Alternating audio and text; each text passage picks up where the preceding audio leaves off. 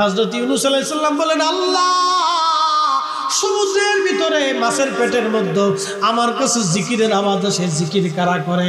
আল্লাহ পাক বলেন, সমুদ্রের মধ্যে যত প্রাণী আছে সব প্রাণীগুলি আমি আল্লাহর জিকির করতেছে।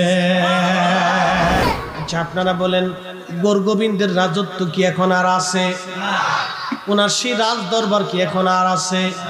কিন্তু আল্লাহর ওলি শাহজালাল, শাহপরান, শাহ মুস্তাফা আল বাগদাদি আল হুসাইনি, এই যে আপনার ওই সোনারুঘাটে শিফা সালান নাসিরউদ্দিন শাহ রাহমাতুল্লাহ আলাইহি, ওই যে মাধবপুরের দরগা গেটে আল্লাহর ওলি 360 আউলিয়া সহ এই ভূখণ্ডের জমিনের নিচে আল্লাহর ওলি যারা ঘুমিয়ে গেছেন, আল্লাহর বন্ধু সকল যারা ঘুমিয়ে গেছেন, দেখেন শাহজালালকে আল্লাহ এত বড় একটা রাজত্ব দিলেন, এমন একটা রাজত্ব দিলেন যার ঢাল নাই, তলোয়ার নাই।